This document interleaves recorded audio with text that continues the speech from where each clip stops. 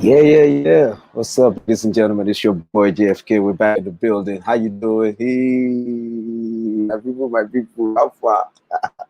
Yes, so you know what? It's an exciting time. We're talking about the elections. We're getting closer. We're getting warmer.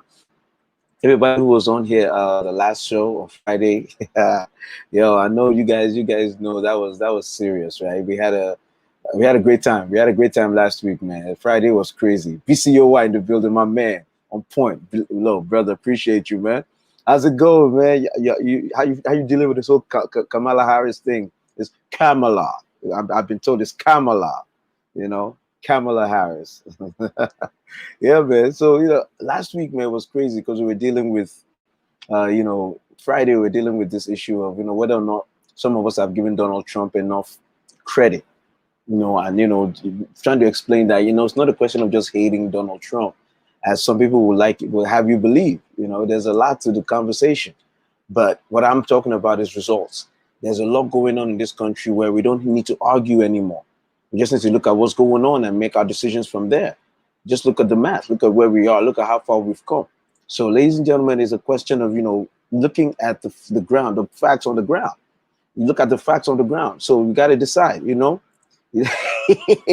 Put some respect on the VP's name. All right, it's Kamala Harris. It's Kamala, like Amala, Kamala. Listen, man.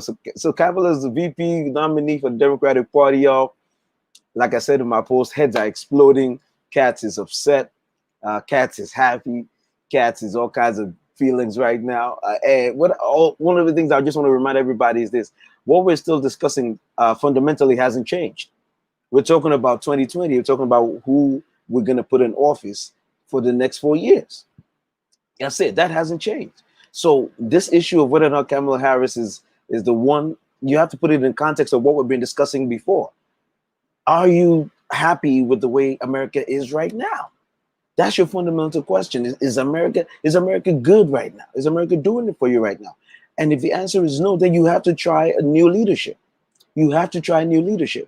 Like I said 1,000 times, Donald Trump may not be responsible for COVID. He's not. He didn't start it. Donald Trump did not infect anybody with COVID. I'm saying this for all my people that say you don't give Donald, you always put things on. No. Donald Trump is not responsible for Corona. We've said this 1,000 times. But he's been responsible for America's response to Corona.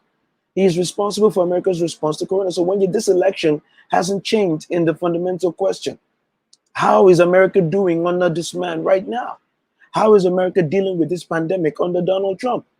So when you go to the elections in November, that's the fundamental. Every other question is secondary. Honestly, it is those who are alive that can debate policy. You know what I'm saying? You have to be alive to debate policy. Americans are dying. That there should be every other conversation right now. Every other conversation is secondary, yo. It's secondary. Life and death is like the primary conversation. We can't be dying. Americans cannot be dying at this rate. And you'll be okay with it. Are you okay with it?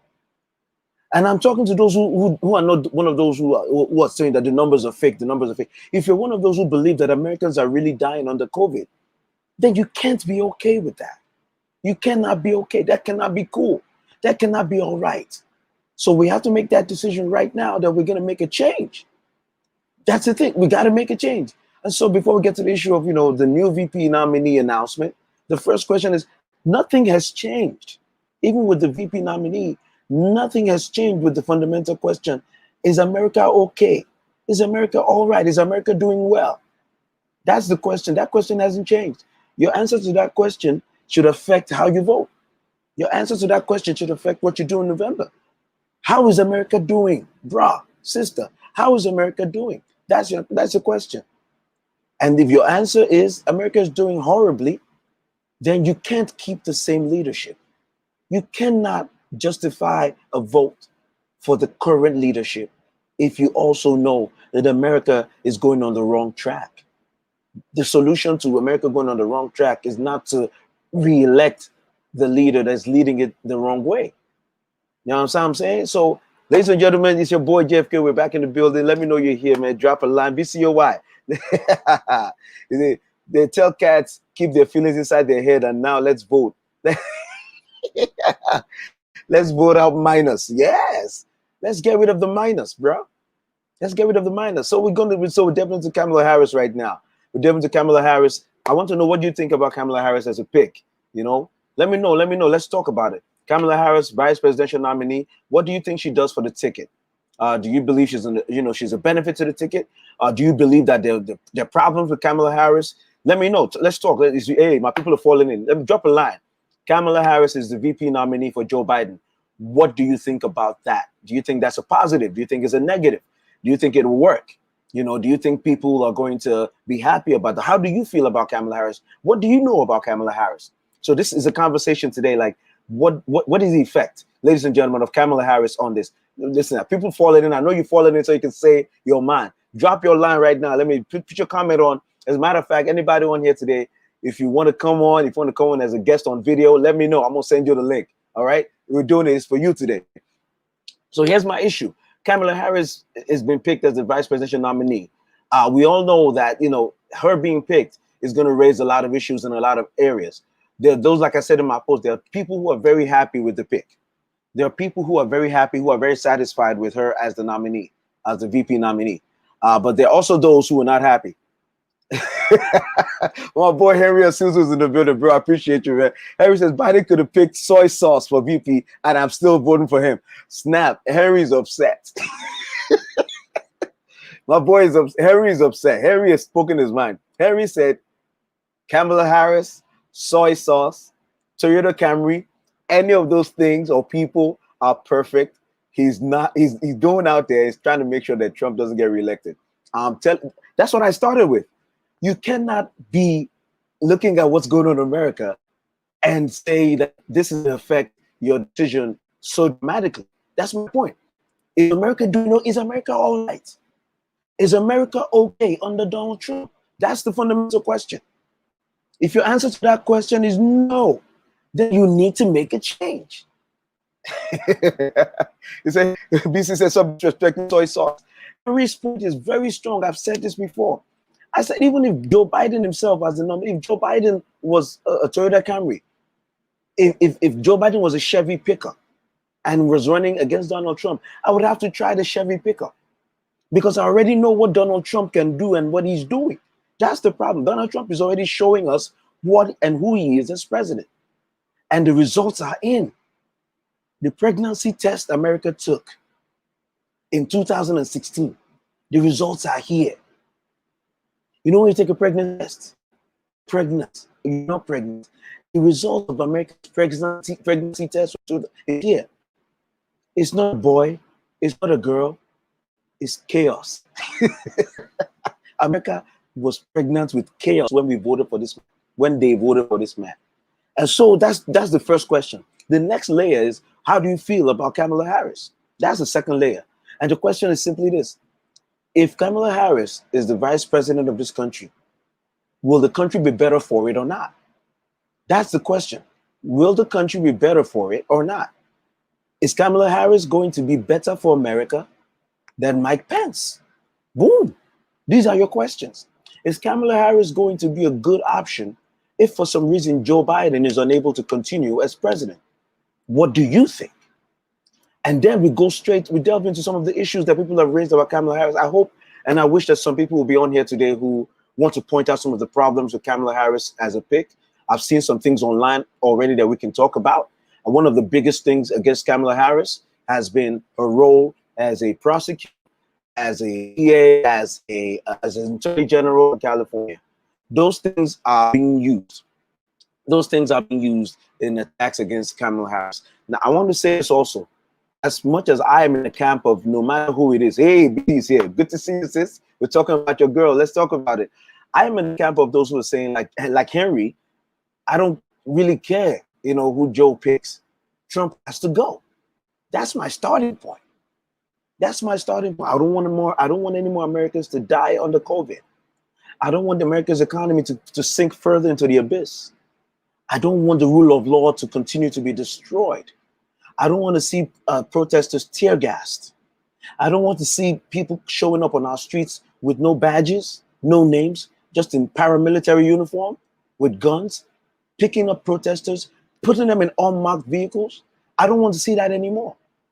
I don't want my president, negotiating with Russia to rig elections. I don't want my president negotiating with Ukraine to interfere in an election. I don't want that. I don't want my president to lie every 2 minutes. I don't want my president to lie every 2 minutes. So here's the issue. If Donald Trump is on the other side of this ticket, then it lowers my expectations for anything else other than I want a competent set of people on this other side of the ticket. Joe Biden is competent. Kamala Harris is competent. We made this mistake. People made this mistake in 2016, and I asked that question. There were about two major things that bubbled up to the surface in 2016: character and competence. When it came to Hillary and Trump, it was character and competence. Those are the two scales upon which to gauge the people that were running at the time. And all indication was that Donald Trump's character has always been questionable. Worse than questionable, it's horrible. Now, what happened with Hillary is because she's been in public office for so long and she has this baggage, Hillary's character is so stained, fairly, unfairly. I'm making that distinction. There were some things said about Hillary that were unfair. There's things said about Hillary that were fair. The bottom line is her entire character was muddied up. She was muddied up. There was no, you couldn't buy her for 20 cents. She was so destroyed with all the things coming in: propaganda, truth, untruths, fake news. People said she was running a pedophile ring from a pizza shop. Some dude went over there to rescue the kids that Hillary Clinton was hiding in the pizza shop, only to find out there is no basement in that pizza. So there was in the pizza shop, so there was no kids in any basement in the pizza shop. These were the kind of things that were said about Hillary in 2016. So on the issue of character, they did a good job of messing up Hillary's character on paper. A good job was done messing her up on paper by Republicans, also by some Democrats. Hillary came with baggage and people messed up her character. But there was one other issue that I felt like should have been the one that should have tipped the scales, which is competence. Hillary Clinton was infinitely more competent than Captain Lysol. Hillary Clinton was just infinitely more able to manage a political entity than Donald Trump. Hillary Clinton was better equipped to handle the foreign policy. Hillary Clinton was better to handle the economic policy. Hillary Clinton was better equipped to handle the policy on every level compared to Donald Trump. Donald Trump's record of bankruptcy. The only thing we knew about him was that he pretended to be a billionaire, most likely really just a mini millionaire. And that's why he can't show his taxes, because the truth will be known. And we know he inherited most of that he's flaunting. So here's the issue. We have a chance again to have this question.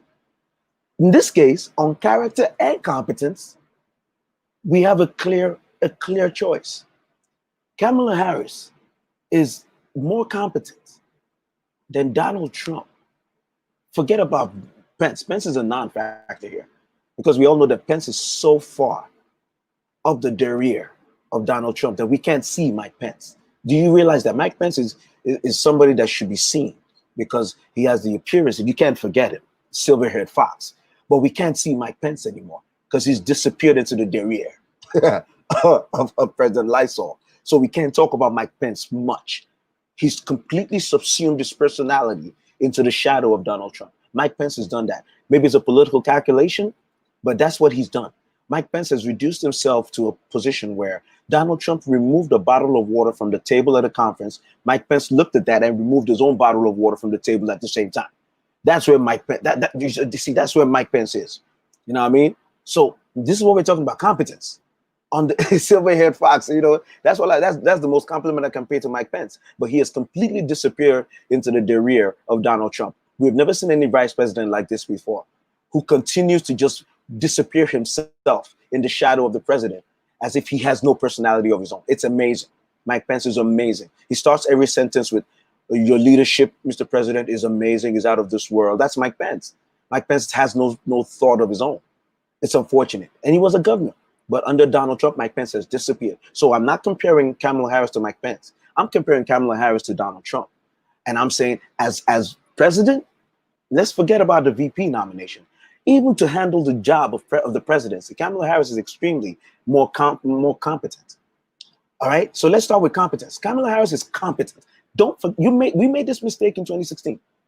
You could have a lot of debate about Hillary's character, which I believe personally a lot of it is unfair. I believe a lot of it is unfair. Like I said, biggest example, they said Hillary Clinton was hiding children in the basement of a pizza parlor running a pedophile ring. That's one of the things they said about Hillary online that caught fire. To the extent that somebody took a gun and went to that pizza shop and tried to figure out where the kids are so he could rescue them. He got there and found out there was no basement, talk less of a basement filled with children.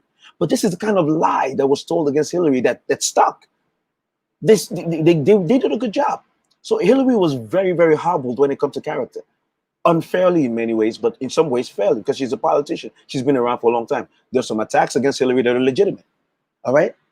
Her role all over the years in some of the bills that she supported. She wasn't even in the Senate in some of the bills that she supported. She just supported it, but she was in with it. Listen, you know sometimes you have to put up with that when you're in life, and I see that she should take that hit. But there were a lot of things that were said about Hillary that were just wrong and lies and false. But they all stuck. Many of them stuck. It didn't help that investigation and Cody came in, kept giving little pieces of information to make it look like, yeah, she was really corrupt as they were saying. So on the issue of correct character, Hillary was compromised. Donald Trump is definitely, nobody argued that Donald Trump was an honest man. Nobody bothered. Everybody agreed that he's a scoundrel, he's a rascal, he's a con man. The only question was, did America prefer the con man to this other person who had political baggage that we just didn't like? Many people just didn't like Hillary. They didn't like Hillary. So they took a chance on the con man. They knew he was a con man. Most people already knew that Donald Trump was a con man. Many people also know that he was ignorant. He said enough dumb things in the campaign. So we knew he was stupid and he was a con man. But people said, I prefer the stupid con man to this lady who I've known as a politician and just tired of her. That's what happened for some people. All right. So here's the issue. We completely ignored the question of competence. That's what's biting America in the behind right now. We never bothered to do the comparison of competence, or some of us never did. Some of us did. The competence issue is fundamental for a time like this. America, you need a competent leader for a time like this. You need a competent chief executive for calamity like this kind of corona situation. The difference between nations that are doing better and the nations that are just completely destroyed by corona is the competence of the leadership. America failed that test in 2016. We elected the most incompetent option of the two. Again, distinguish this from character questions. Character questions, let's give them a draw, which in my mind, it's not a draw, but for the sake of argument, Donald Trump, Hillary Clinton, equally questionable in character. I can't believe I said that, but I have to say that so I can move on to my bigger point. On the issue of competence, Hillary Clinton is a 10 on the competence scale of 1 to 10, and Donald Trump was a 2.5. The 0.5 is questionable.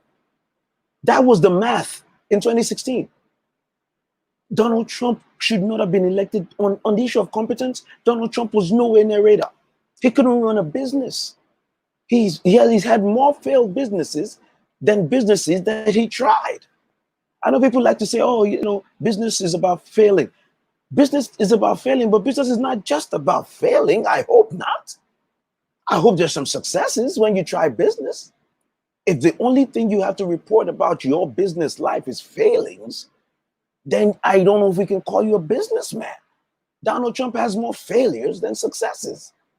And his failures are more significant. He lives in the bankruptcy court.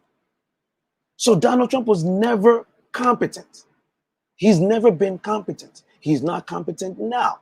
That's why Americans are still dying in August of 2020 when other nations are dealing with small hits, small spikes, and taking care of it because they have a bigger plan. So ladies and gentlemen, let's start with that. Competence. Is Kamala Harris competent? The answer is a definitive yes. Boom. The answer is a definitive yes. The moron in charge now is extremely incompetent. He's so incompetent that his employees, his staff, always run around trying to cover his incompetence in news briefs. They try to cover up the stupid thing he says. Is Kamala Harris competent? Yes. Yes. I challenge you. If you think she's incompetent, please tweet. Give me your best. Give me your best comment. I am stating that Kamala Harris is a competent person, competent enough to be a vice president. As such, confident, because let me reverse that. She's competent enough to be president of these United States. And as such, she's definitely infinitely competent to be a vice president. And therefore, as a vice presidential nominee, she's just right. On competence. That engage me on competence first. We have other issues. Engage me on competence. BC, thank you so much. I'm going there. The sad part of it, Harris has a great track record. People are fond of pointing out the thing about Harris that they don't like or they think is questionable. They're talking about her record as a prosecutor. So let's get into that. All right, ladies and gentlemen, this is the part that I need you to come at me. Come at me. Kamala Harris as a prosecutor. Let me explain something to my friends who are quick to attack Kamala Harris on her prosecutorial record. I don't know. I don't know if it's that you don't know. I don't know that you don't care. But I'm going to try to explain it anyway. A prosecutor prosecutes. All right? That's the job. If the prosecution of a prosecutor leads to an incarceration, let me calm down and say this. If a prosecutor is able to prosecute you and get a conviction and get you incarcerated for the crime for which he prosecuted you, now the assumption is, the default assumption is, she did her job. He did his job. You know what I'm saying? This so good. Thank you, Yinka, for coming up with this. They talk about her as a history. She has a history of jailing immigrants. Let me tell you something about immigrants, ladies and gentlemen. Are you ready? Are you ready? Are you ready? Some immigrants are criminals. I'm sorry to break it to you. Oh, I'm sorry. Did I burst your bubble? Some immigrants are criminals. You know why? Immigrants are people too, bruh, sister. Immigrants are people too. So if you have a prosecutor in a jurisdiction where an immigrant commits a crime, don't forget all these conversations we're having. Each of these people have the law on their side in terms of defense or defenses. So some defense attorney might have stood up. I grant you that some defense lawyers may not have done the job as well. Maybe it's a public defender. They didn't do a good job. That's possible. But you don't give the presumption against the prosecutor as though the prosecutor was evil for prosecuting somebody for a crime. You have to understand how this process works. Before Kamala Harris as a prosecutor gets involved in a case, somebody's been arrested by somebody else. Bruh, don't let these talking points just go. Break them down. Let's break them down. The prosecutor's insertion into any case is after an arrest has been made in most cases. Or maybe when there's an investigation going on and she's been brought in to brief her that this is what we're trying to do. The system has a lot of things in place to make sure that by the time you get to the prosecutor, you've been arrested, there's some evidence against you, so that the prosecutor can go ahead and convince, for instance, in a felony, a prosecutor has to convince a grand jury that, an indictment is going to be the best way to go. And the grand jury has to say, yes, this person, there's enough here for a case. And then you get hauled into court. There are hearings to determine whether or not the evidence against you are valid, whether they were properly seized. And then there are hearings to make sure that your rights were violated while you were being arrested. There are hearings to determine how we're going to go with the trial. Then there's a trial. And in some cases, maybe you plead out before the trial. In most cases, that happens partly because your lawyer, as a defense lawyer, your lawyer does the math and says, you're not likely to win. That you're not likely to win an election. You're not likely to win a case. You're not likely to win your case. That's when you talk about, all right, let's talk about a deal. All right. So you cannot be upset with a prosecutor for prosecuting. You can't do that. You cannot do that. That is the most unfair thing you can do. That is the most unfair thing you can do. You cannot talk about a prosecutor being a prosecutor and then come at her with something else, y'all. Please. All right. So now let's move on to the next big thing people talk about. So Yinka, you know what I mean? I like that Yinka brought that up. This is one of the things they're bringing up against Kamala. Now let me tell you this. I think Kamala has questions to answer. I think some of her questions on the healthcare were incomplete. I think some of her answers healthcare and all that. I think that she has questions to answer. So I'm also against those who want to treat Kamala as someone you shouldn't question. That's rubbish. That's rubbish. If you respect her, if you respect Kamala Harris, then you respect her enough to question her on things that are questionable about her record. You need to do it. We need to question her. We need to come up with legitimate arguments. If you see something about her story, or as she's running right now as VP, she's going to say a few things. She's going to do some things. We have to assess those things. Respect for her means to question her and call her out. That's respect. You respect her by calling her out when she messes up. Doesn't matter what her gender is. Doesn't matter what her racial personality is.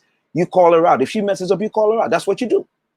But what I do not like is for people to just do these blanket attacks. She was a prosecutor. She damaged her community. She arrested people. Bruh. Attorney generals prosecute and arrest. I'm sorry to break that to you. And let me tell you something else. All of y'all getting upset with Kamala for being a prosecutor. You know what?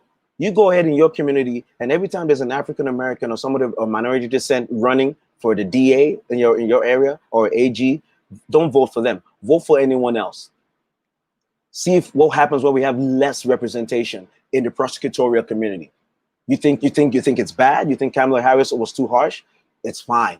Go with anyone else you want. What I want to see is, my question is this: has anybody bothered to check her electoral record?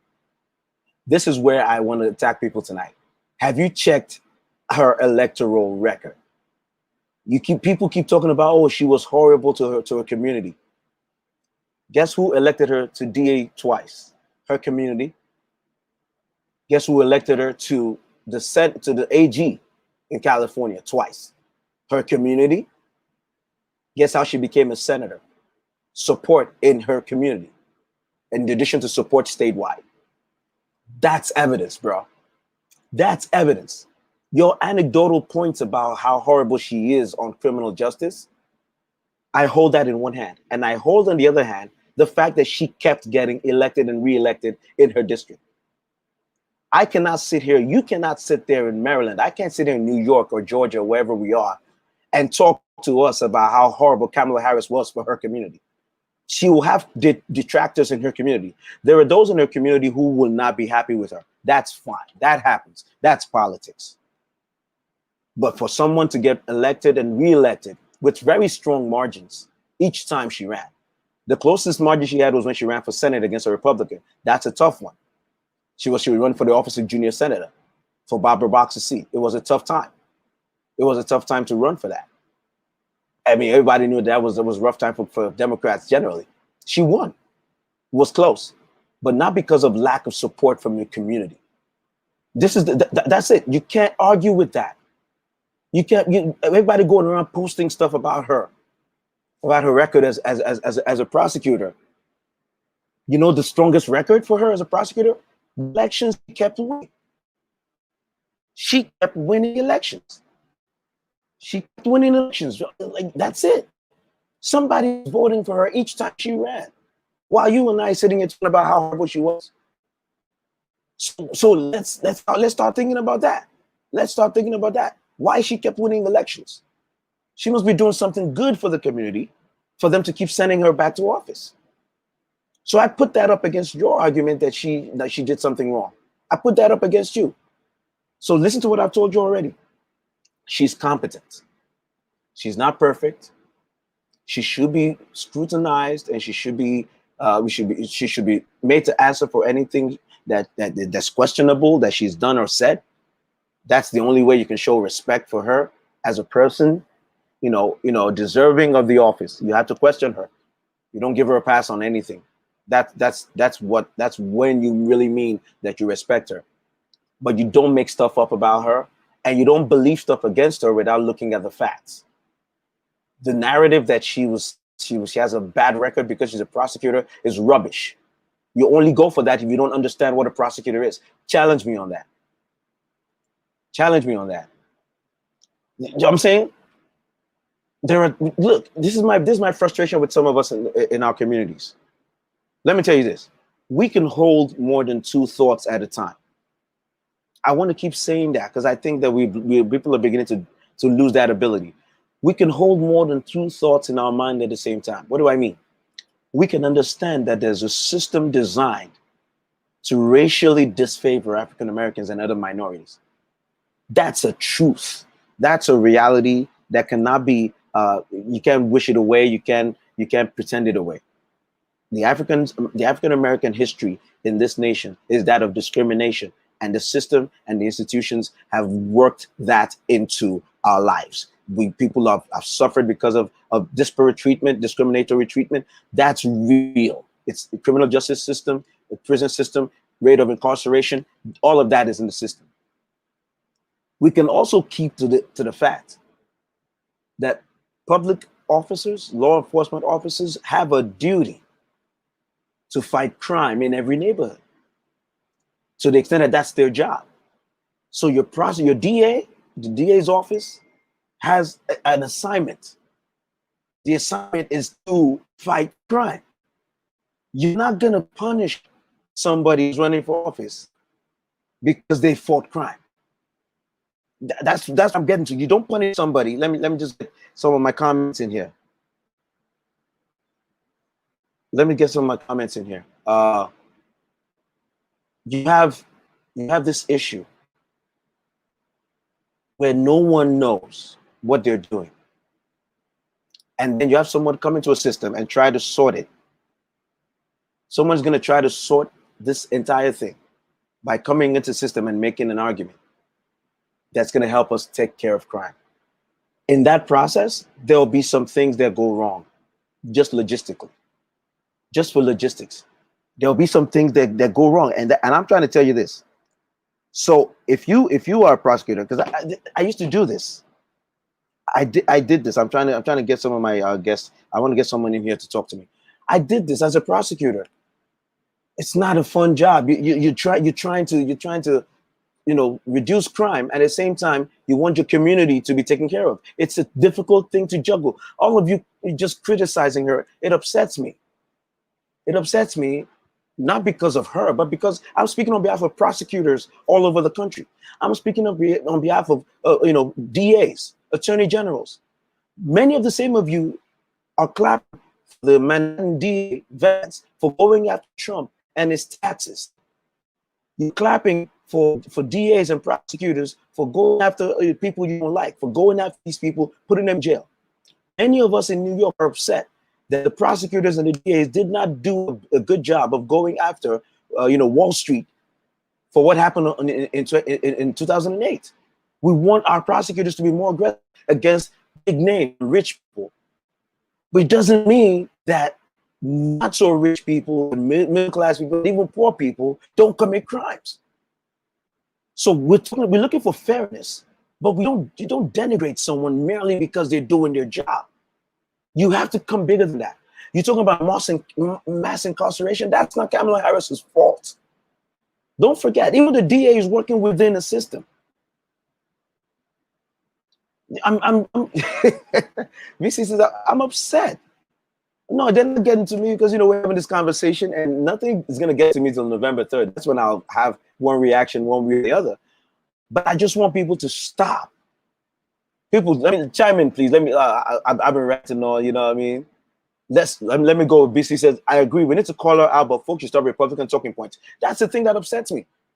We regurgitate. You're bringing out talking points, and you don't even know what's behind it. Oh, what about what she incarcerated people? Yes. What part of prosecutor or attorney general don't you understand? Do you know what their job is? You're the same people that say, "Oh, if I'm a criminal defense lawyer now." These same people can come out and say, "Oh, you're always getting criminals off. You're always letting criminals walk out of jail. That's what you do." These are not smart statements. These are not new. I don't want to insult people. You know what I mean? These questions. They don't sound educated. If I come at you and I say all lawyers are liars, that's funny.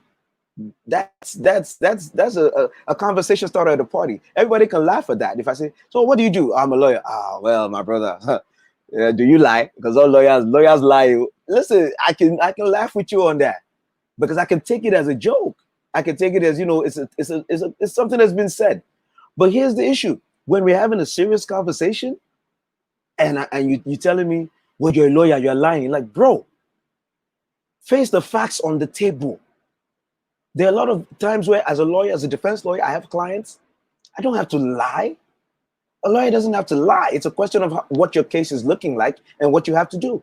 There are many defendants that will come, clients that come, and we take a plea deal with the DA. Do you know what that means? It means we agree with the DA that my client did something wrong. It may not be the exact thing the DA is saying, but we may agree to something lesser. Yeah, he slapped that person.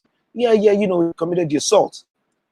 But guess what? We don't know, you know, the detail until we get to a trial. So I'm not lying. I'm not lying by telling my client to fight the case. I want to let you know this. Stop just downloading stuff. It's the same thing with Corona, bro. 2 weeks ago, on my show, I said this.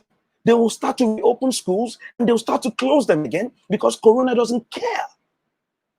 Look at Georgia, Gwinnett County. They're closing the schools. They're doing virtual. Because after everybody's coughing, are you mad? What's wrong with us? Why are we this dumb? Are we downloading dumbness? Are we exuding dumbness? I don't know what the problem is. America, my goodness, how far you have fallen. How your gold has turned to rubbish. America, come on. America, with all the brain drain America has done over the years, America should have the smartest people. Why are we behaving so stupidly? Is it just because our president is stupid? Doesn't mean the rest of us have to be dumb. You can have a dumb president but still be smart. It's possible. It's doable. I believe in you. America, you listening to me? So now you got to open schools and send kids into Corona and watch them cough and quarantine before you realize that was a dumb idea. That was visible to the visually impaired. I'm telling you, these results are predictable. They're foreseeable. They're guaranteed. We said the same thing about reopening Florida, reopening Georgia, reopening Texas. You don't need a crystal ball to know that you are going to suffer. It's the saddest thing to see something so obvious and people are jumping into it. And then when they're in it, people act like, oh, what happened? How dumb have we become? It's the same thing with the Kamala Harris. Attack her for anything else. Do not attack her for being a prosecutor who prosecuted and incarcerated. That's the job. That's the job. I don't come to your office and criticize you for doing the thing you were hired to do. Stacey said, I'm having way too much fun. Bro, listen, man, because you know, someone said to me today, like one of my friends, they said, look, I like the way you use humor to talk about serious issues. I said, that might be the only thing we have left. Serious conversation is dying. So humor and sarcasm and farce and comedy are the only thing. Look, what's the name of this lady that's famous now for parodying Trump? She's on every TV network now because she says the thing that Trump says. She mimes them in ridiculous circumstances. She's famous. Look at Trevor Noah. Look at all these late night guys. You know why they're more prominent than they used to be? Because this is the only way to communicate now. Is the parody, is the comedy. And so I beg you, America, the president may be an idiot, or you don't have to be. It is possible to have a stupid president, but to be smart people. What you do as smart people is you regret your initial mistake of voting for a stupid president, and then you change him. And then you try somebody that's not stupid. And then you challenge them to, if they start to act stupid, you change them. That's the way it should work. Sister Sarah Cooper, thank you. You see, I know having you here is beautiful. So, Sister Stacey, you have a great question. What do I plan to do if Trump wins? My sister, I'll be honest with you, nothing. I didn't do anything when he won in 2016 except just wait for the results of the pregnancy test. That's all I can do. I shouted and shouted 3 months ago that if Florida reopens, if Georgia reopens, if Texas reopens without a solid plan and that they will catch COVID. I shouted and shouted. They reopened, they caught COVID. There's nothing I can do. But I will keep talking with the hopes of changing maybe one mind, maybe two. My last show on Friday was me having a conversation with a brother of mine who's a close friend. It's my brother, actually. He's a good brother. And he was telling me that he's somebody who voted for Hillary in 2016, but has since come to see some of the benefits of Trump. And I engaged him one-on-one, you know, as cordially as because we're friends. I enjoy cordial arguments. I enjoy being able to disagree with you and we'll still be friends afterwards. That's why I love talking to that brother, my brother Munir, and my brother Femi was there too. And so we planned that this Friday, I'm trying to see and make sure it happens. Friday, I'm bringing them on as guests and we're having this chat face to face. I'm trying to get one more person who is in the Trump camp, a friend of mine, who I can have a conversation with, people who can have a reasonable argument. Albeit about an unreasonable man, but we can be reasonable. I mean, he brought up some points I had to defend. I brought up some points he had to defend. I like that conversation. But the stupidity that we're enjoying right now by the deaths of Americans is based on people not thinking deeply enough about the future. In 2016, I kept asking that question. Do you want a competent president? Fine. Everybody's awash on character because people's names are destroyed online. You can go online and call anybody. They accused Hillary of pedophilia and that she was hiding children in the basement. I'm using that example as the most extreme that I read. And somebody went and tried to save the kids that she imprisoned. So there are people that will believe whatever you say. People believe the 5G. People believed, you know, that chloroquine is the end-all be-all to COVID, even though India, where they make chloroquine, is still having a good number of dead people, where they don't have any barrier to the use of chloroquine, hydroxychloroquine in India, but their death rate is still ridiculously high, and infection rate is crazy too. But I'm sure they record some successes with chloroquine, because like I said, some people got better by just drinking ginger. You see what I'm saying? So this is the frustration, Sister Stacey. This is my frustration. So I have nothing. There's nothing I will do except to say, we're going to keep talking and hopefully we'll change some minds. I believe that some of the things that we were saying, not me personally, but for those of us who keep hoping that we're changing minds, is what affected 2018 when the Congress went to Democrats.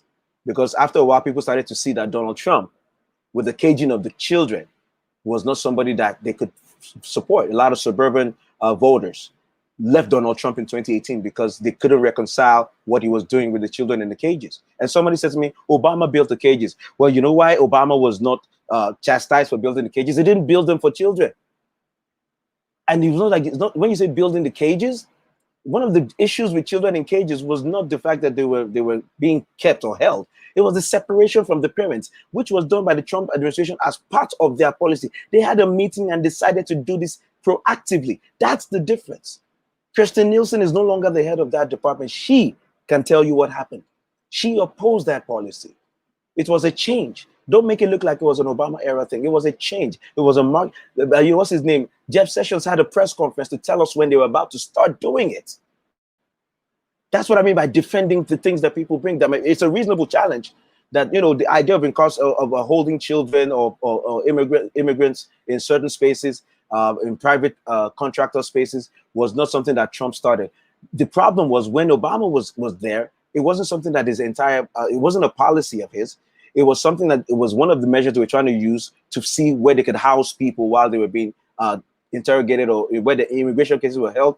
But they weren't separating families as punishment or as disincentive. That's where the difference comes in. And then the standard of care of the people that were held in those cages, as you call it, what makes it a cage is not just the bars, it's the treatment. And I would say it's easy for me to say Barack Obama, to the extent that they also invested in those and built those, they were wrong. They were wrong. But here's the issue. They knew better than to make it a policy. They knew better than to brag about it, like President Lysol, because they knew that it was a bad thing. That's what we're talking about. It's the lack of compassion. There's no humanity in the way Donald Trump handles this country. None. Let me ask you a question. Have you ever imagined that the president of this America would ever be president for months, lose 160,000 people to anything, a disease, terrorist attack, or whatever, and not have a day set aside for a press conference to just address the families of the deceased? Think about what I'm talking to you about. Since March till date, Donald Trump has not seen it fit to have a press conference for the single purpose of acknowledging those who have died, of condoling their families. Tell me something else that is worse than that, bro. Tell me something, well, you know what I mean? You know,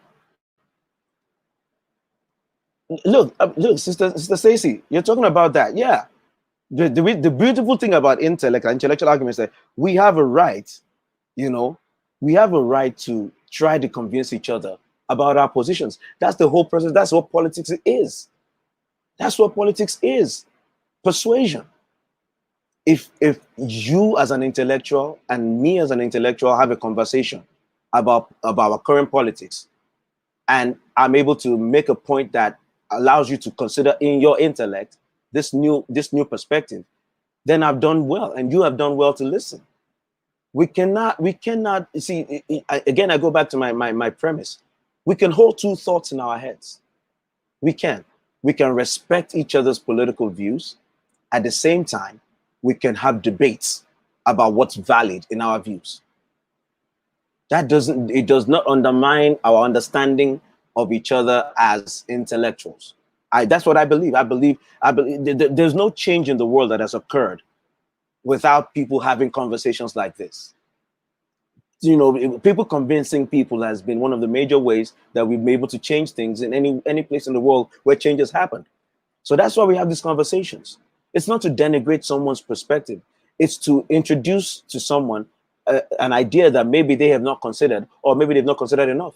Like what I've just said right now. None of my friends who support Donald Trump, who defend him, intellectuals, none of them can defend this single question I put to you. Why has Donald Trump not had a press conference addressing the families of the deceased?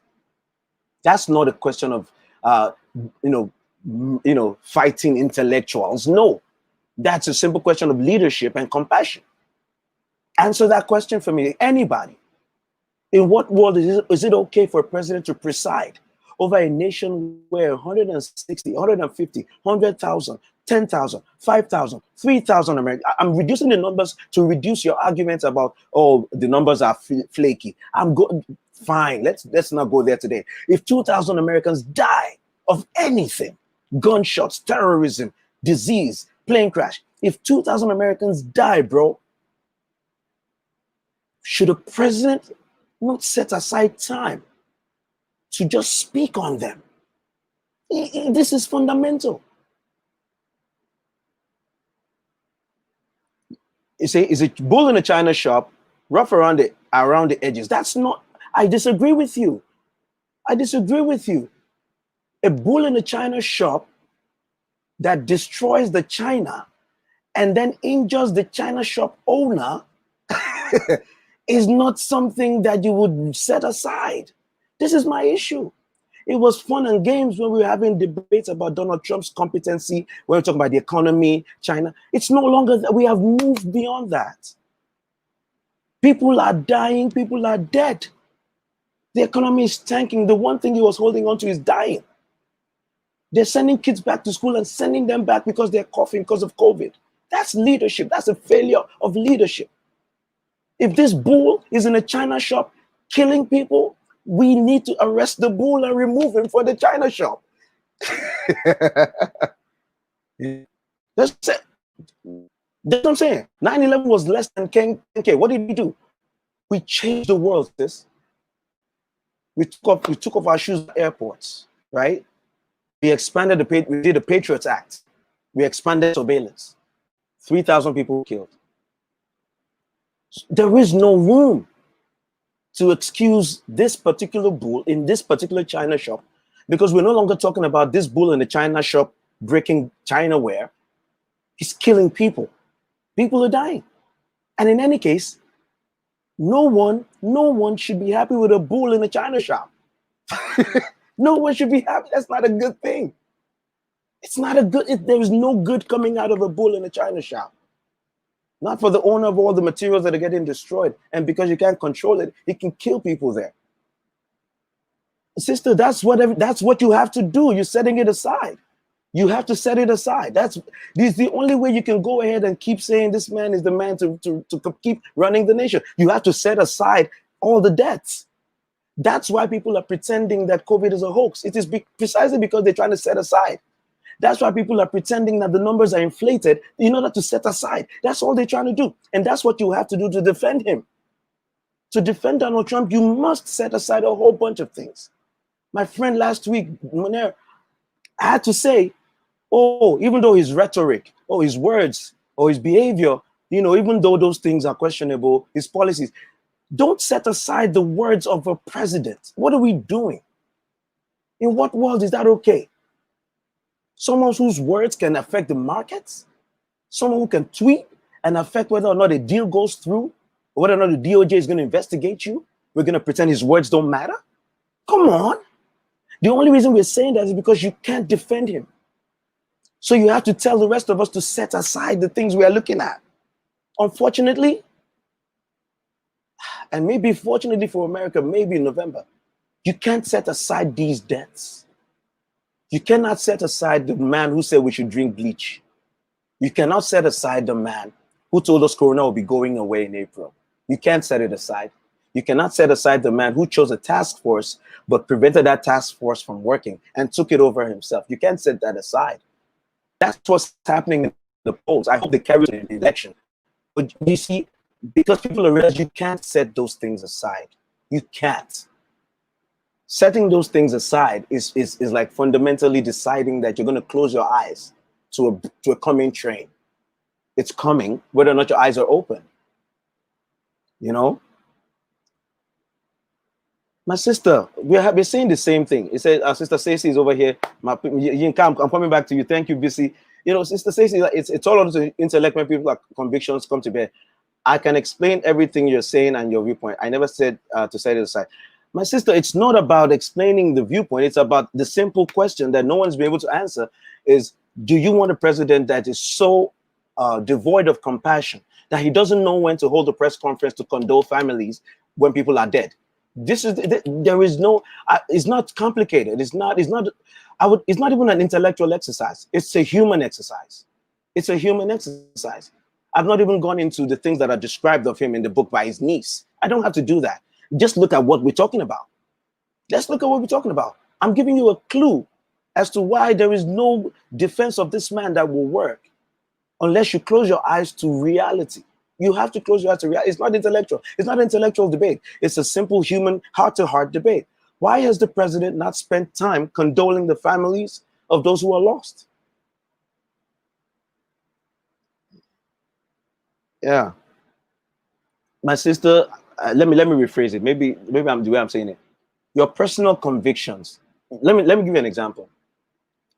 Your personal convictions, quote unquote, will not keep you from wearing a seatbelt on the highway. You can have a personal conviction against seatbelts as a concept. You may not like the idea, but you set aside that conviction for safety. You set it aside for the law. So there's a limit to how we can, quote unquote, excuse some things or explain things just on personal conviction. You and I in a society, we set aside many aspects of our personal convictions because we understand that we are living in a society with other people. When you're living with other people, you have to, at your job, in the church, in your home, even with your family, there are some things that are personal convictions that you have to always juxtapose that with, in that moment, what's important and even that personal conviction itself, what's it based on? Whatever personal convictions you have, human compassion should not be outside of that umbrella. Personal convictions it does not exclude you and I having this conversation. You see, you and I can talk now. Personal conviction does not exclude conversation. Personal conviction does not exclude. Now, this is the thing. If your personal convictions are not supported by facts, then you have moved into another place where you are just pretending not to know. I agree with you. Thank you. And that's my point. They shouldn't. Personal convictions should not trump intellect, to the extent that intellect in this context refers to what we know, what is verifiable, what is reasonable, what makes sense, what we have evidence for. Your personal conviction cannot be so developed that it doesn't take into account math. You cannot have a personal conviction against gravity. I don't know if I'm making sense. You can't have your personal convictions cannot exclude gravity. Your personal convictions cannot exclude some realities that you face in life. Your personal convictions cannot exclude chemistry or biology. Your personal convictions cannot exclude physics. They have to be part of your convictions. Your convictions have to take those things into account. Otherwise, your convictions will lead you into a suicidal mindset. That's what America is dealing with.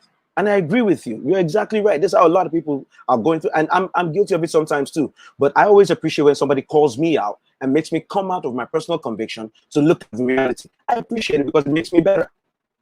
I have relationships like that. People who say, oh, you believe this and this, but you know, if you do it this way, it's better.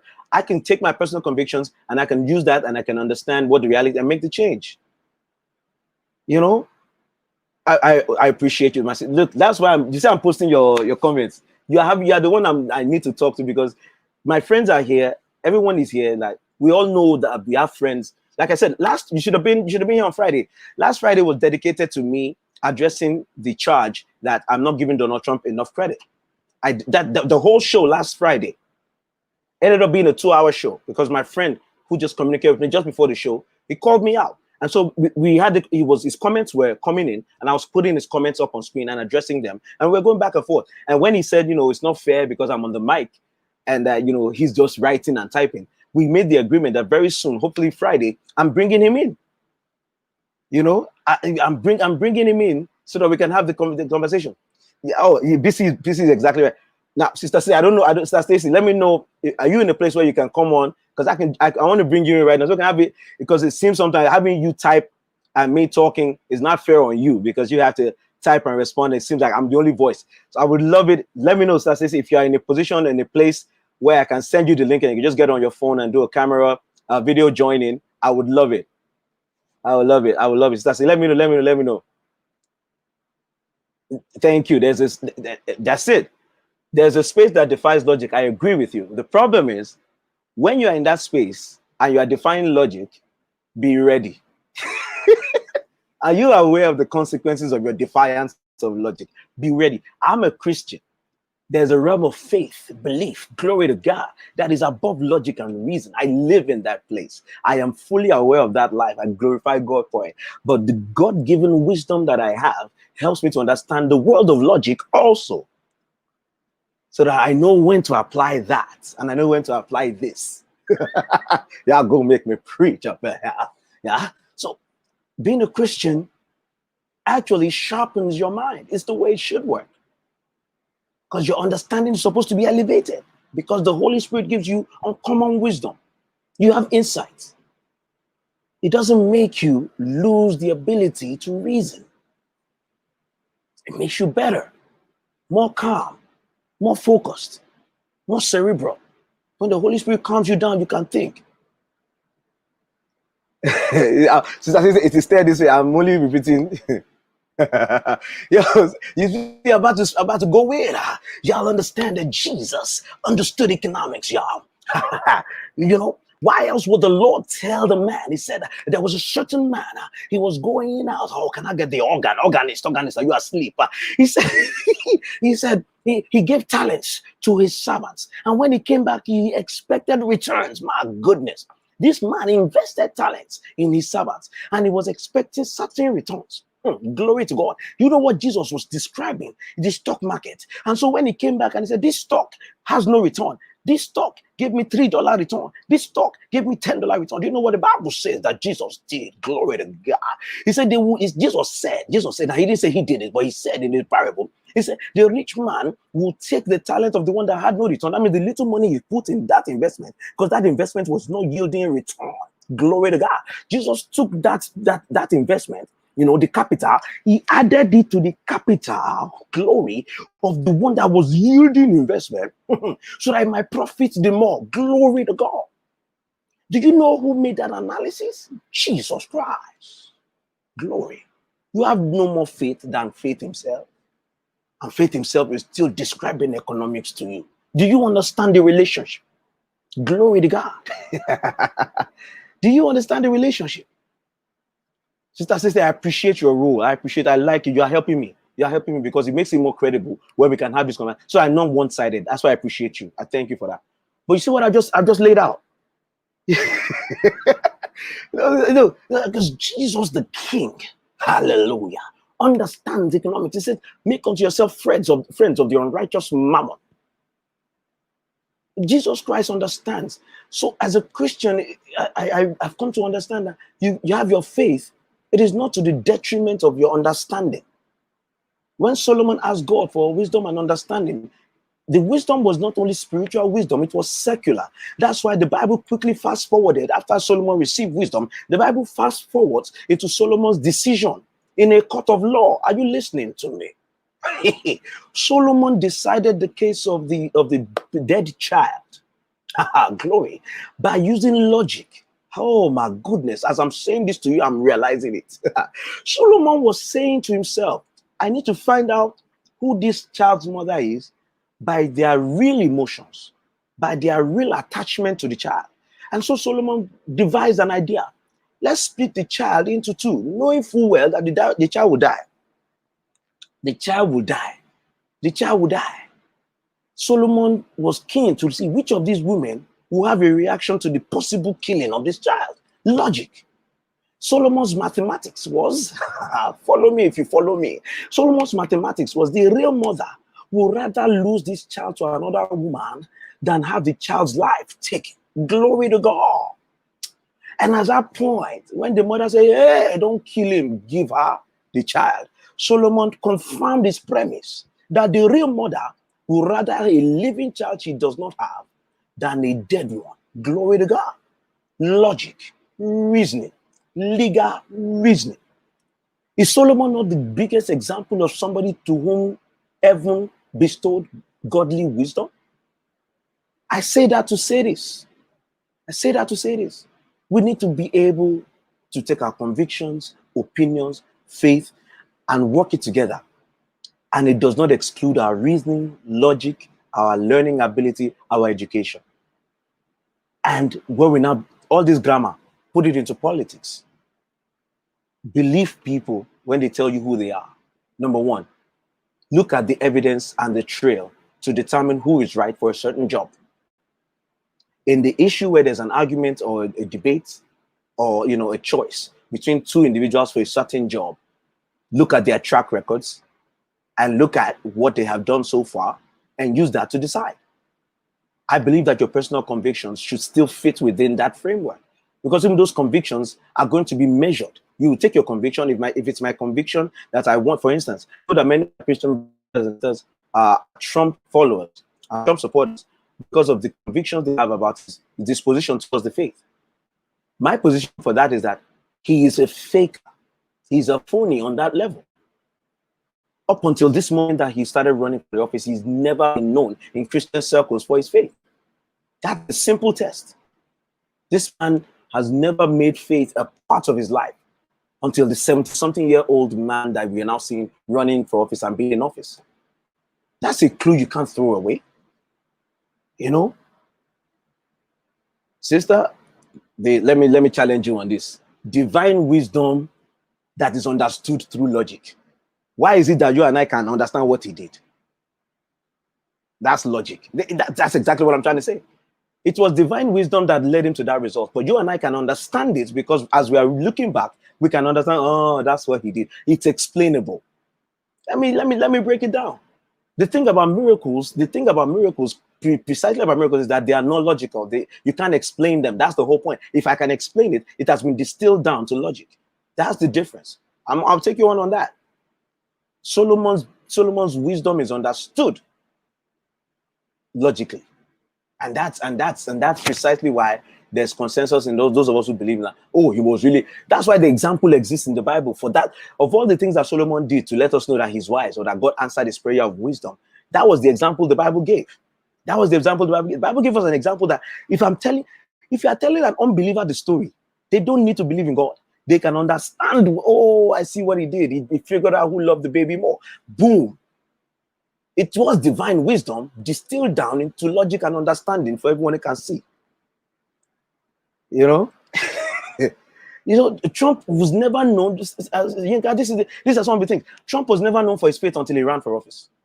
One thing that Trump understood is that he needs the evangelicals. Evangelicals have been a part of the Republican base. In order to win the evangelicals, All you need to do is Google evangelicals, and it will show you the 3 top issues with evangelicals. Ladies and gentlemen, abortion, homosexuality, taxes. Taxes in the reference that churches should not be taxed. What they call religious freedom is that don't mess with churches. Those are the 3. Anybody can Google that. You can. When I came to this country, I knew that about evangelicals. Trump knew that. Everybody knows that. The only difference is Trump was willing and ready to say whatever they needed to hear. Trump has no investment in faith, but he knows what the faith community wants to hear. That's math. For people to now mistake that for Trump's faithfulness is the absolute absurdity of the whole thing. So many people want to present Trump, and now when I see people now when they want to find Trump said 2 Corinthians. Everybody, every Christian who has read the Bible, you know it's 2 Corinthians, 2 Thessalonians. We know how we talk about the Bible. Donald Trump has never done this.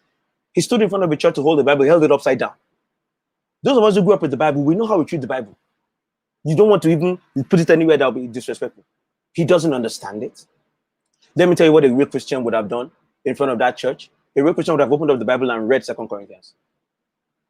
They would have read it. You know, yeah, you're right. I mean, that's why I'm having this whole conversation. I'll be honest with you. I started this FB Live partly because I understand both sides of an issue. Everybody have an opinion. But when it is beginning to affect us as a people and our lives, we need to speak up of what we know and let people challenge us. Let people challenge us. This corona thing did not have to be this bad. This corona thing in America did not have to be this bad. It did not have to go on this long in America. I don't pretend to know more than anyone, but there are some things that some of us, some of us have said in January, February, March, in February particularly. There's some things that I was saying just as little old me in my corner that I felt like more people should understand. And I felt like, why are we all not doing this? And now it's no one. Let me put this. I don't like to be right about horrible things, because the horrible thing that we're looking at doesn't spare anybody. We've all known people that have died to COVID. We know people that are being lost to COVID. We know how COVID has affected economies and families. We know that. And I'm saying, if we just stop, you know, no, listen, this show is about conversation. This show is about conversation. Everybody, let's share so we can get to the other topic. Share, ladies and gentlemen. Share the video. I'm gonna bring in some other points, but Sister Stacey, thank you. I appreciate you. I need you. You see, you make the show lively. You know, people are tuning into here, and I love it. People hear both sides of the story, so we can. But there are some things that are beyond both sides. For instance, the number of people that are dying. Do you know, if you go on YouTube, I don't know if you've seen this, there are videos on YouTube of people. There's one particular one, and I know one story is not the entire thing, but it's an example. There's a particular man who, he was one of those who were coming up saying COVID was a hoax, and he had a YouTube video saying the government is making it up. And then he caught COVID, his wife caught COVID, and then when he was on his sick bed, he started regretting ever doubting COVID and how he didn't take it serious. He didn't take masks serious. His wife got it. I don't know if she made it. He didn't make it. He passed away. But one of the last videos he did before he died was to say, I wish I had taken COVID more seriously. I thought it was a government plot. I thought the Democrats were just hyping it for nothing. I was wrong. Now, that's just one video. There's one guy. And then people are fond of saying something like, oh, he's a lie. Even though the guy was on his deathbed and there's a record of him actually dying from COVID. My point is this. There's a point which we get where we should stop having debate for debate's sake and think about our lives. People that have died from this disease are too many to start with. And so this conversation we're still having about whether it's real is the dumbest conversation in the world. I don't care what level of intellect people are. It's not about being an intellect anymore. If you're going to sit there and ignore reality and ignore evidence in front of you, we know people who have died from this. They're not here with us anymore. And they were healthy before this. Even those that had some pre-existing conditions, they were managing well with their pre-existing conditions. You know what I mean? We need to have that conversation. You know, and two people died of Ebola under Obama. Fox called the Obamas. They said Obama should step down. So I'll finish off with this because Sister Stacey reminded me. The Kamala Harris situation is a simple one for me. You can attack her on every issue, any issue, even her record as a prosecutor. But you should not denigrate, attack her for being a prosecutor and doing what prosecutors do. If you have evidence of her unfair treatment of minority populations when she was the prosecutor or the attorney general, that's what we should talk about. But you see, the facts don't favor that either. Like I said, she was elected DA over an existing DA that was considered popular. She beat that DA. She was re-elected. Then she was elected attorney general and re-elected attorney general before she was elected to the Senate. Somebody was doing the electing, and at each of those places, the people surrounding her to elect her are members of our constituency, members of the community that many people want us to believe that she failed. You want us to believe that she failed that community, but they kept re-electing her. I'm going to take that evidence of re-election as a stronger evidence of what her actual record is than your postulation sitting at home on your basement. That's my problem. What about her incarceration? It's not her incarceration. This entire system is built to incarcerate people unfairly. Now, whatever her role in trying to incarcerate people that she prosecuted, many of those things are already set. Don't forget, we have guidelines. Up until now, we've had judicial guidelines that tell a prosecutor what the sentences that are available for certain charges and convictions. You know what I mean? That's what I'm saying. Like, you can't do that. You can't do that. She has been elected twice to a DA, elected twice to AG, elected to the Senate. And, again, please do not come after her for being a prosecutor. That is entirely unfair. It's like going after a defense lawyer for defending a horrible criminal. Someone has to do it. And it's better that the someone who's doing it is someone who has a compassion for the minority community. Not to mention the fact that she's involved in two major projects in her area. Even as the DA, even as Attorney General, she was part of a project where some other people led that were actually helping people move from being charged in court, being convicted, instead of going to jail, moving them into programs. She has many of those programs established. She's part of a number of projects, if you care to find out. So my defense of her is not in the fact that I'm saying that you can't find things about her that you don't like. I'm starting by saying, do not.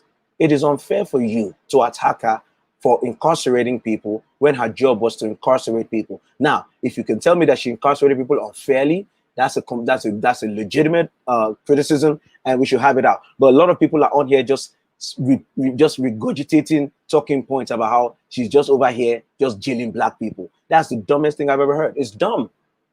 It's dumb. Your average DA operating in any community will have a record of incarceration. And I'm telling you something, there is hardly a DA you'll find that cannot be given the accusation of having incarcerated too many people of color. The difference is when you have a DA who is actively trying to keep people of color from going to jail, even after they're convicted, who cares enough to say, I'm going to make reforms in my department to see how we can reduce, we can make sure that the community is designed in such a way that people don't have to end up in jail. You have to make those distinctions between those DAs and the DAs generally. A DA's office is there to prosecute people who have been charged, who have been arrested. What is she supposed to do? Not put people in jail when they commit crimes? Attack her for the unfair incarcerations. Make a distinction between the percentage of people she incarcerated that should not have been incarcerated and the ones that were incarcerated and they should have been. And I promise you, even when you do that math, you'll find out that you're not going to get a large number, because for her to be involved, that means somebody was arrested. That means that before you come to the DA's office, there's an arrest. There's a valid arrest. So you don't put it on her that somebody gets incarcerated, because if you come into the system that is designed to charge you, convict you if you're guilty, and incarcerate you, then you are in that system. We fight the system before you get there. We hope that when you get to we hope you don't have to come to the DA's office. We want to come with police reform so we don't arrest people, discriminately. This is the issue. But you cannot. This attack is ridiculous. Thank you. Dr. Badru is here. Yeah, I know you're going to find a problem with anybody he picked. I know that. That's math. Even before he picked them, there was opposition research on all the candidates. Susan Rice was being tagged for so many things. The unmasking, that's her middle name, Susan Unmask Her Rights. The other lady, she said something, I don't know what she said. They called her a Nazi sympathizer. I don't know what they called her. So you're gonna have an attack. What I'm saying, let the attack be pure, let it be real, so she can answer. She deserves to answer for anything she's done wrong. That's when you respect her. And I want to add this thing. It is not a bad thing for some of us to be excited at the first female vice presidential nominee who is of African American descent, who is also of Asian descent. I'm telling you right now, it's a good thing. I'm not ashamed of being happy about that. It's a signal of progress. It's a sign of how inclusive America is. It's a signal of the level of diversity we can achieve. America can be that country. And it's like, we need to make a distinction. You cannot be out here getting upset. And I love how those who say that they don't want Trump to win, but they're crying on behalf of Democrats, saying, oh, we've lost. You are giving Trump the election by choosing Kamala Harris. I challenge you to tell me how. What is it about Kamala Harris that makes Trump less ridiculous? What is it about Kamala Harris that makes Trump less responsible for the deaths that we're experiencing in America? What is it about Kamala Harris that all of a sudden makes Trump more appealing? No, talk to me. Tell me that thing. What is the thing? What is it about Kamala Harris that makes you all of a sudden turn your back and say, no, I'm going back to Trump. He's a better option. Maybe I missed it. Did COVID leave America? Are people suddenly not dying anymore? Because if that's the case, let me know. Is the economy back? Is unemployment back? No. Am I missing something? Has Trump, suddenly started to speak responsibly? Has Donald Trump start to make sense? Does he know how to pronounce words now? Or is he still saying Yosemite? If those things are still there, then Kamala Harris is not the reason. If you vote for Trump, just vote for Trump if you want to vote for Trump. Stop scaring everybody else about how Kamala Harris is the reason for Trump will win. Trump continues to be odious. Trump continues to be incompetent. He continues to be unworthy and unqualified for the position. Kamala Harris doesn't change that math. She doesn't. As a matter of fact, if anything, Kamala Harris is the one person who might be able to take it to Trump the way you want Joe Biden to take it to Trump. That's the math. Have you seen Kamala Harris in the Senate? She's one of the most, how can I call it? The most effective questioners in that Senate. She destroyed Barr. She destroyed Kavanaugh. And till today, we are finding out that the questions she asked are still pertinent. The things she asked Barr are the things that Barr is now doing now, and he knew he was going to do them. That's why he couldn't answer her questions. Kamala Harris is not the problem. If Donald Trump gets reelected somehow, it's not because of Kamala Harris. Just dead that. Stop, dead that. Trump continues to be rubbish. Americans continue to die. The ones that were bold enough to reopen schools to make Trump happy are reclosing the schools. Because we continue to do, like, I don't know what it is. We're blending into Trump's stupidity. We need to stop that. Again, the fact that he's dumb doesn't mean we have to be dumb. What are we doing? Kamala Harris is a great choice. Kamala Harris is a great choice. I celebrate the fact that she has a Jamaican father. She has an Indian mother. It's beautiful. And I don't even, for anyone who wants to say, oh, she's not African American enough, I don't cuss. I don't use cuss words, so I'll be quiet. Oh, that's too much innuendo. You see, yeah, grand opening, grand closing. I can't even laugh about that because we're talking about our children. And that was my point. Why are we sacrificing the kids? I said it. It's a month ago now when I said, when talking about reopening schools, I said, wait a minute, you want to send the kids to school to see what will happen? You want to use the kids as an experiment to see whether or not you have to close again? And that's exactly what you did. That's exactly what y'all did. You used the kids as guinea pigs. Now kids are coming home with COVID to grandpa. This was extremely predictable. Foreseeable, was guaranteed. And you're still listening to the moron in chief. This is math. Corona doesn't care about Kamala Harris. Corona doesn't care what you're doing in November. I said it to somebody today, as if to make fun of those of us who think Corona is a joke. Corona, when they said Corona will go with the heat, remember that? The heat will take care of Corona. Corona looked for the hottest cities in America and went to start a franchise there. Corona went to cities he went to Florida. Corona went to Texas. Corona went to Arizona. He went back to California. He says, they say you're hot. They say you guys are going to kill me because of your heat. Yeah, I'm here to stay. So by now, we should really be humble about this thing.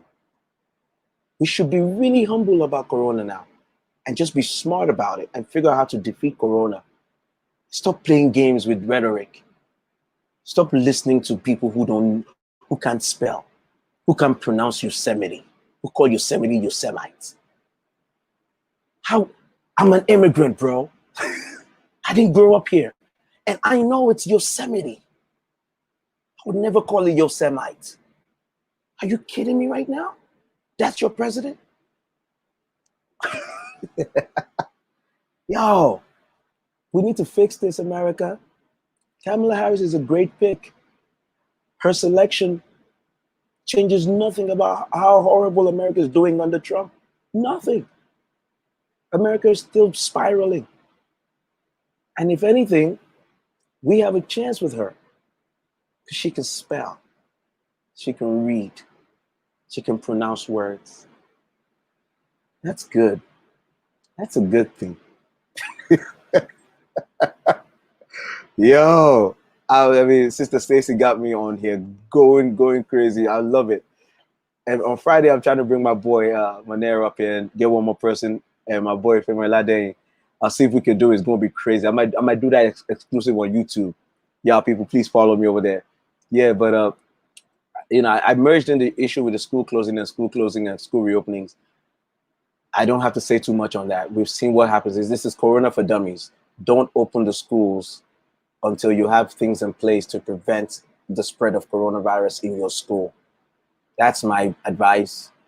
There's no reason why we should just run into schools with these children and then have them run out with Corona. That's the dumbest thing I've ever seen. The outcome was predictable. It's unfortunate. It's sad. I hope we don't get deaths from that. I hope people don't die from that. Because it's dumb enough. It's dumb enough. Let's stop doing these things with Kamala Harris. She's a great pick. Jamaican father, you know. She's an upstanding pick. She's competent. I love how people want to rag on somebody who rose from the ranks. You know, I love how people want to just say stuff about somebody who's just all her life has just worked. She doesn't have to be perfect. All I'm saying is, you know, just think about what she's done with her life. You know, just think about what she's done with her life. You know what I mean? In 1986, just to read off a little thing, she graduated from Howard University with a BA Political Science, 1986. University of California, Hastings for her JD, got her law degree. She was a deputy DA for Alameda County, California, 1990 to 1998. District Attorney, 2004-2011, she was a DA of San Francisco. 2011-2016, she was Attorney General of California, and she's a senator from 2017 to present. Come on, man. Come on, be honest. You don't get those things by being some kind of lazy, incompetent person. She didn't inherit it. She didn't inherit these positions. She worked. She ran for election. She won. She even ran for president for the nomination for presidency. She lost, but she ran and took a lot, and she did it. And now she's at a platform at a level where she was considered as a VP nominee, and she has been selected. That's her resume, y'all. You and I know what it is to build a resume. I don't know how old you are. I'm not going to tell you how old I am. But for every line on my resume, for every achievement, for every stepping stone, to the glory of God, by the grace of God, I know the work I put in. I know the disappointments. I know the heartaches. I know sleepless nights. I know the extra work. I know you don't get to these places and positions without working hard. So before you denigrate her, before you call out her name, go do some research on her history. Go find out. I mean, raised by a single mother. Go. I mean, go. I don't have to. I don't want to. It's not a sob story because she did well. You know what I mean?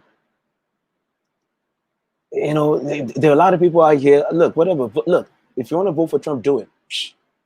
No one has a right to tell you to vote for. All I'm saying is, I believe that Trump is a menace to this country. It's now being proven beyond a reasonable doubt that he's a menace to this country. And if you still want to vote for him, that's good. That's on you. I'm appealing to you not to, begging you not to, so that we can have a chance. Let's get a president. Let's get a vice president who care enough to listen to scientists to help us get out of this. We need to get out of this. It's enough. Enough of playing with this mediocre man. It's enough. It's enough. Kamala is a great pick. Stop hating. Challenge her on the things that she needs to be challenged on. That's respect. You respect her when you tell her, Ms. Harris, you said this, this, and this. That's not true. What's your response? We need to go at her. She needs to answer questions. But don't forget, she ran for the presidential nomination. So she's been vetted in many areas. So it's not like she's coming out here with nobody ever questioning her. She was questioned all throughout her run, to the extent that now people thinking that she was too ambitious. That's good. Michael Jordan was too ambitious when he played. Tiger Woods was too ambitious when he played. Yeah, too ambitious just means you're really good at your job. In many cases, because you can't support ambition with rubbish. In her case, she's ambitious and she's getting there. She's a U.S. senator. Not everybody becomes a U.S. senator. Yeah. She didn't become who she became because of a small loan of $1 million from her father. Over here comparing Donald Trump with Kamala Harris and Joe Biden. Really? Yeah, BC, you're the best. We'll talk, man. Look, Biden Harris, let's do it. Let's do it. I just want Corona to end. I want America to change. I want things to be better. And it won't happen under Donald Trump. He's too selfish. He's too ignorant to get it done. It's just math. And I've said it before, I don't have to hate him to tell you that he's incompetent. He's incompetent. He's wrong for this job. I don't have to hate him. I'm incompetent at some things. I'm not a good basketball player. I'll be an incompetent basketball coach. I'm telling you right now. It's not because I'm a horrible person. It's not because I hate myself when I say that. No, it's just not my area of expertise. I'm great at pounded yam. I'm the best. I'm competent at pounded yam with F4. I can eat it well. Competence. If you tell me I'm not good at pounded yam and you don't back it up with evidence, then you're hating on me. That's hatred. But if you say I'll be a horrible basketball coach, you're probably right. It's not hating. You're just right. Donald Trump is a horrible president. It's not hating. It's just true. Biden Harris, let's give it a shot. You might get out of COVID yet. It's your boy, man. It's been an awesome show. Shout out to all my people, BCOY. Star Stacy, you're the best. I need you back on here every time I come up. Star Stacy, you're getting special invitation. BC, special invitation. BC, the two BCs, Dr. Badru showed up for me. Femi Badmos came in here. My people showed up, man. Listen, I appreciate you guys. Share the video if you can. Let's get some. Yinka, you're the best. Yinka, me and you gotta talk more. Because I love your questions. You cause me to have to explain things, and I like it. My sister Yinka over there. Hope you're safe, sister Yinka, man. I know Texas is going through some stuff, but I trust God. I trust God to keep you. All right. You asked, Yinka said, how about Trump? How about the fact that Biden picked, Harris upon her attack on him? Yeah, because it's not personal. Yeah, it's not personal. That's what I was just saying. You can attack me on something that maybe I got wrong. And I can respect that attack knowing that, you might have a point. So I don't have to hate you because you attack me on something. If I know that your attack is based on the thing, it's not personal. It's not like you don't like me. It's like you're calling me out on something. Fairly or unfairly, you're calling me out on something, some particular thing. I can still respect you. And that's what Biden is showing. Kamala made it hard for him, but he understood her value. He understands her value. He understands her resume. He's a great public servant. He's a wonderful option. And picking her as vice president is a good deal for him. Anyone he picked would have been, vilified and attacked from one thing or the other. Kamala's been attacked already. She's dealt with a lot of the attacks. So she's been partially vetted, really. So there's almost nothing new you want to say about Kamala Harris because she ran to be the presidential nominee for Democratic Party. So it's politically, strategically, it's actually smart. There are not going to be any new attacks on Kamala as such. If you pick someone else we don't know or someone else we haven't heard about, you're going to have a problem. And for Biden, a nod to the fact that African Americans are the strongest part of his base, of his support, yeah, that's just math. South Carolina saved his behind. African Americans came out for him. Yeah, he's going to listen to them when he's speaking of VP. Psh, math. That's what you do, right? But he has to govern as the president of the entire nation. That's what matters. Appreciate y'all, man. Good looking out. It's your boy JFK. Had a good time with y'all. We're going to talk soon. One.